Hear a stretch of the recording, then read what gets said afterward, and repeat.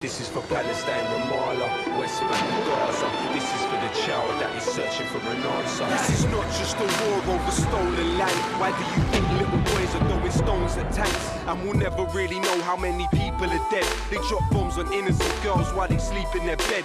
Israel is a terror state, they're terrorists that terrorize. I'll testify my television, televise them telling lies. How many more resolutions have to be violated? How many more children have to be annihilated? This is not a war, it is systematic genocide. But whatever they try, Palestine will never die. Free, free Palestine! Free, free Palestine! Free, free Palestine! Free, free Palestine!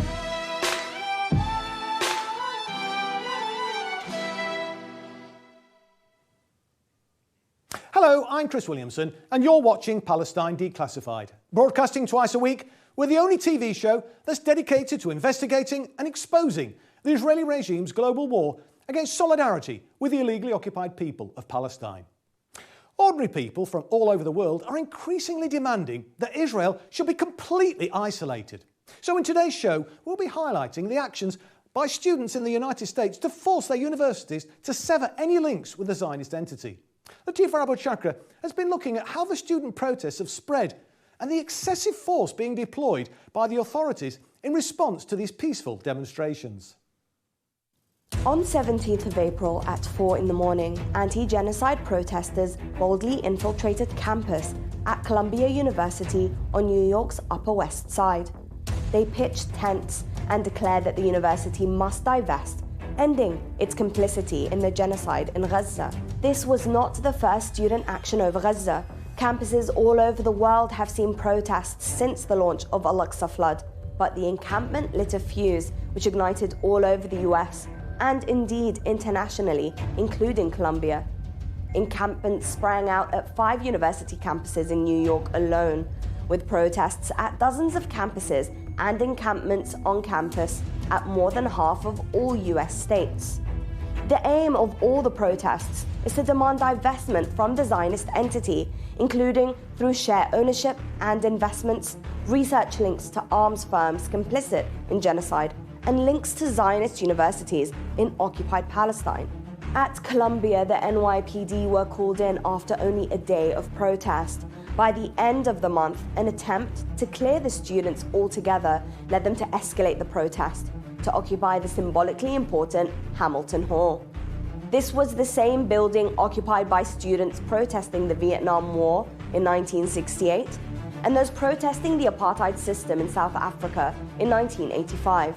The students immediately renamed it to Hind's Hall in commemoration of the young 6-year-old Palestinian girl, Hind Rajab, who was murdered by the occupation forces alongside family members in a destroyed car in Gaza, days after she had called emergency services begging to be rescued. The escalation all over the US has been met with vicious repression from the US police. The mayor of New York denounced outside agitators, a slogan as old as it is transparently fictitious. Over 1,700 protesters had been arrested by the 1st of May, including faculty members on more than 30 US campuses, with more than 500 in Manhattan alone. Universities have suspended or expelled students, and divestment has been joined as a demand by Amnesty for the protesters. Tear gas has been fired on multiple campuses, and young students have been tasered. More than 100 students have been injured, as have some journalists. Snipers have been positioned on the roofs of campus buildings in Ohio, portentously reminding us of the 4 dead in Ohio, unarmed students shot dead by state troopers at Kent State University in May 1970. The student movement is a bright, shining light against genocide, a light that can be seen with the naked eye from Gaza. It will have many challenges to face, but its potential to force the issue of the genocide in Gaza, and perhaps beyond, is immense. Joining me in the studio, as usual, is our resident expert and eminent scholarly critic of Israel, David Miller. David's a senior research fellow at the Centre for Islam and Global Affairs at Istanbul Zayem University and is a co-director of the lobbying watchdog Spinwatch. Today's guest contributor is the investigative journalist Patrick Henningsen. Patrick founded the independent news and analysis website 21st Century Wire. He recently said the pro-Palestinian student protests have really exposed the faux right in the United States as a bunch of hysterical, morally compromised, anti-free speech snowflakes with no real constitutional principles whatsoever. Welcome to the show. David, how extensive are these protests then in the United States? Well, they're all across the whole of the United States, more than 100 different campuses. They're in all the elite universities and in a huge swathe of the medium range and the kind of poorer universities. So they're all over the place. The most elite universities, the Ivy League, the 8 universities in the northeast coast, they all have encampments, and they all, of course, have massive endowments which can be targeted by the divestment process. So this is all over the whole of the US. Well, Patrick, can you tell us about the students' demands then? Pretty straightforward, and this is the extraordinary thing. Doesn't get a lot of press coverage, but they're calling for basically BDS, boycott, divestment, and sanctions. They're also calling for, this is the important part, the transparency of the university, at least at the very minimum, to show the transparency of their economic links or their investment links to Israel, Israeli corporations, and so forth. And also broadly, I think U.S. involvement in the genocide. The fact that the Biden administration has been supplying pretty much everything Israel has asked for from the beginning in terms of armaments and military support, making the U.S. effectively a co-belligerent. So that makes the U.S. protests extremely relevant and extremely clear what the issues are. Well, David, I mean, you said this has spread right across the United States, but it seems, doesn't it, to be turning into a kind of global uprising? Well, that's quite right. I mean, it's in Australia and New Zealand and South Africa, across the whole of Europe. In the UK, where we are currently, there are, I think, now 10 or 11 encampments. Yeah. New ones are added every day. The university which sacked me in 2021, there's an encampment there. And of course, the University of Bristol, for example, as many universities in the UK, has all these investments in the arms firms, including collaborations with Israeli-connected arms firms like Rafael or Elbit or Leonardo.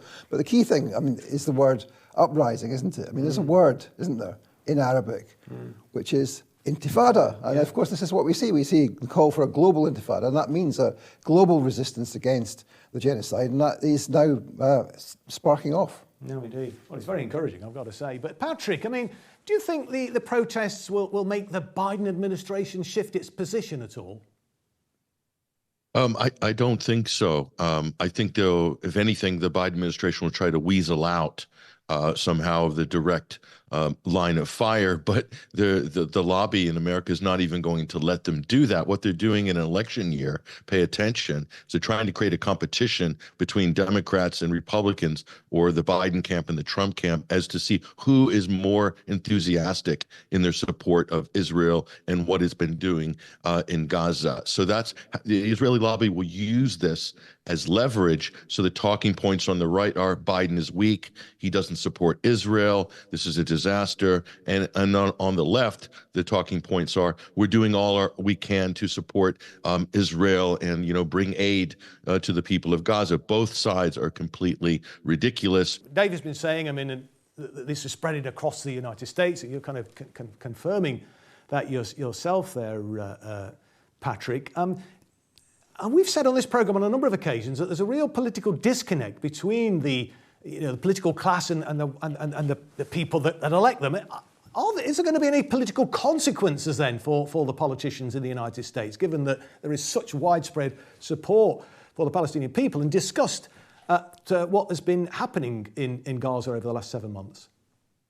I'm going to say, very sadly, Chris and David, the political consequences will be something like people withdrawing their vote for Joe Biden in key swing states like Michigan. It's not going to make a whole lot of difference in terms of the policy. What it will do is probably help the Republicans. So there is political consequences for the incumbent administration in the short term. In the long term, we have to look at these students and think, look at this amazing political awareness, the surge of understanding of this issue. This is going to manifest itself in the next decade, the next 2 or 3 decades, because these students at these Ivy League schools will be in positions of power in 20 or 30 years. David, just outline, will you, the kind of connections that the elite US universities have with the Zionist entity? So, I mean, the key question that's been foregrounded is the question of the endowments, which is these massive funds, 100 billion, 20 billion, 50 billion, which universities have, which allow them to put on their programs. And these are the funds which are invested in the stock market in shares, and which many of which have connections to companies based in Israel or collaborating with Israelis or helping the Israelis, such as the arms firms. Now, of course, one of the first demands is disclose. There's a slogan, disclose, divest, we won't stop, we will not rest. And that's because many of the students don't even know. The universities haven't disclosed which firms in particular the investments are in. So that's the first key question. And then the question of divestment is obviously a live one, but there's also a whole series of other questions about research funding and about research contracts between, for example, Elbit in the USA, biggest Israeli-owned arms firm. It has several contracts with the US universities on which there are encampments, and there are lots and lots of other examples, including with Boeing and with other big American arms firms. So that's another key question. But then, of course, let's remember also, we saw at the UCLA campus in Los Angeles, about 200 or so Zionists came and attacked the students, and the police stood back, didn't do anything about it. And of course, we've also got that question, the question of the involvement of Zionist professors in the universities, and they have an outsized influence because of their numbers on campus. So there's a whole series of questions which are opened up by just the question of disclosing. Yeah. Well, Patrick, briefly, I mean, what successes have there been so far, and what others are foreseeable then, in your opinion? Well, in terms of the student protests and universities actually engaging or committing to a BDS agenda, I think there's one liberal arts college, I believe in the Pacific Northwest, I think it's in Oregon, Evergreen State University. They've come out publicly and said they're completely divesting from anything relating to Israeli economic interests and so forth, cutting all ties and links. Further to that, there are announcements by Northwestern University, extremely prestigious university in Chicago. It's kind of a Midwest Ivy League school, you could say. They've said they're going to kind of look into this now and disclose, first step, disclose their economic ties, interests, and investments with Israel. And also Brown University, which is a East Coast Ivy League school, which has a very checkered history from the founder of that university being involved in the slave trade. So that's where the fortunes were accumulated, 150, 200 years ago. But I think this is good because it's going to challenge the brands of these institutions. Just the disclosure, the transparency aspect, students and people in the public, activists will be able to look at these institutions and say, this is where their interests are. It's very difficult for them to decouple because of all the funds that they're invested, these endowments. Brown University, $6.6 billion endowment, huge, and tied in there with all kinds of complex funds and international funds and so forth. And so it's going to be very difficult to actually decouple from Israel, but at the very minimum, that people should be allowed to look and make an informed decision of students, for instance, do they want to study at Brown University? Do they want to support this university? So I think it's a very positive step forward. No, indeed. Well, the pressure is certainly building, isn't it, Patrick? Well, but our next report highlights how many Zionists are resorting to historic outbursts in a desperate attempt to divert attention away from Israel's genocidal operation in Gaza.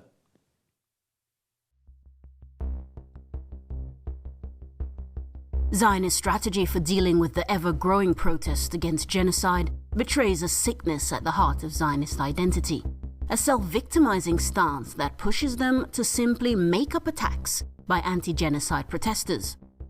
A student alleged she was stabbed in the eye at Yale. She wasn't, as a video of the incident shows. You know exactly what's happening here, but there's just a lot of people moving around. All right. Someone comes close. Okay. Oh, there's the flag, and okay, that was it. That was the eye stabbing. Another Zionist claims he was hit by a flagpole after he deliberately headbutted it. A Chicago public school teacher walked onto campus at Northwestern University and called the police, saying she was surrounded by anti-genocide protesters. She wasn't. In Sydney, Australia, a Zionist attempted to steal protesters' banners and claim they were not being peaceful when they tried to stop her. Peaceful, you grabbing something out of my hand. Because you just grabbed it. Like, we're not gonna let you steal from us. Perhaps the worst was the story of a Jewish student being beaten unconscious, which was then used as a pretext to justify actual violent attacks by Zionist thugs on peaceful anti-genocide protesters on campus at UCLA. In fact, she had launched herself into the anti-genocide protesters, was pulled back by fellow Zionists and hit her head. She wasn't unconscious.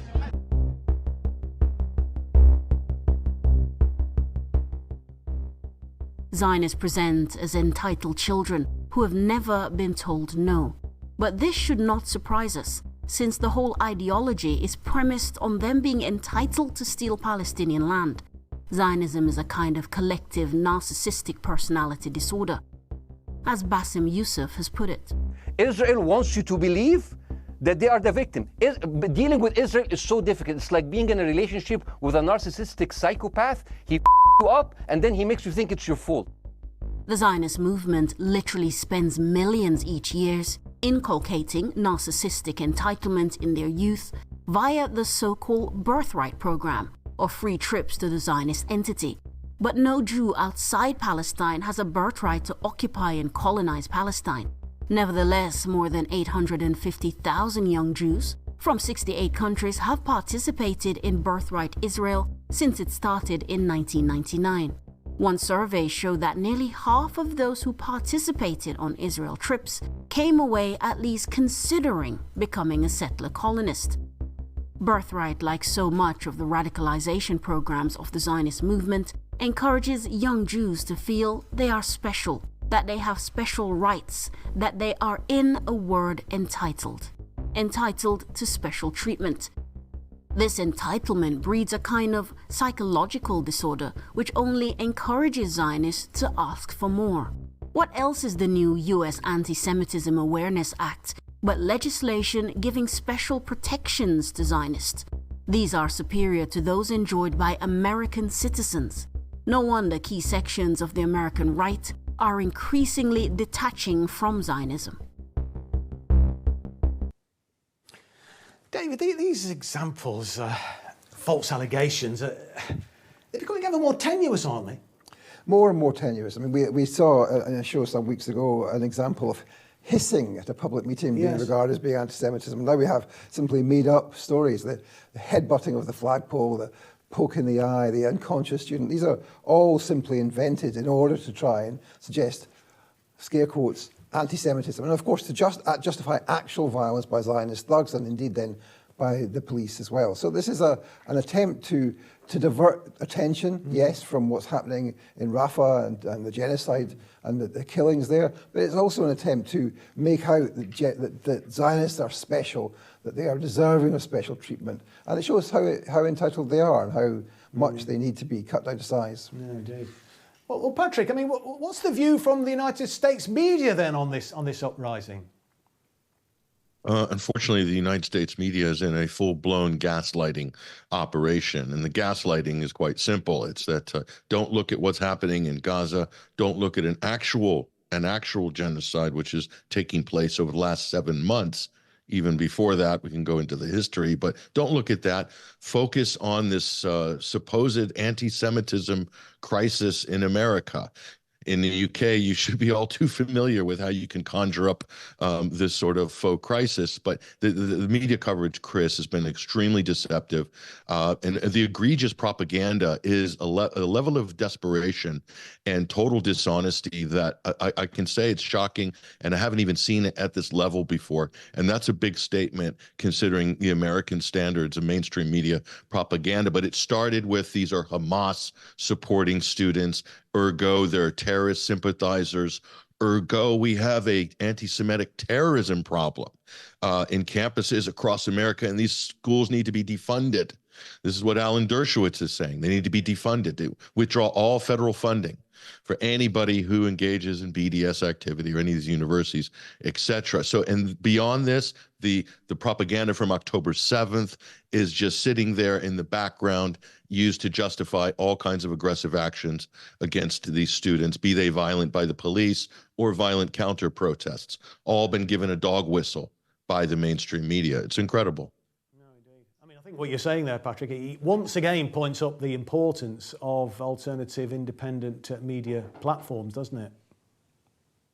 Yeah, absolutely. Without social media and some of the really great work of independent journalists, I spoke to one, Michael Tracy, who actually went on the ground at Columbia University and debunked a lot of the stuff that had been circulating on social media, influencers going around filming themselves, saying that they're scared, and he's sitting there witnessing this and calling them out on his social media account. So there's a lot of great independent journalists out there. We're very lucky that there are, and some great outlets that are really kind of telling it like it is. And thank goodness that we do have them, including yourself, Patrick. But David, tell us a bit more, will you, about this young woman who claims she was poked in the eye with a flagpole. Stabbed in the eye. Stabbed in the eye with a flagpole. Said she was even more. She was hospitalised. In the end, she claimed that she had felt some pressure on her eye and had a headache.